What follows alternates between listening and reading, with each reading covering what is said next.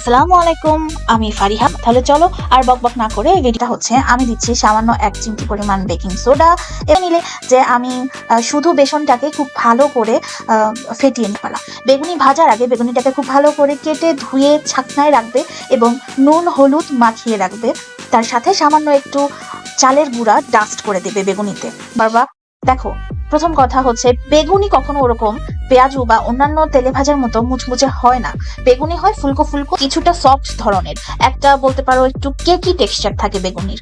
তো তোমরা অনেকেই দেখি যে বেগুনি মুচমুচে করতে গিয়ে কর্নফ্লাওয়ার তেলের উপরে চলে আসছে।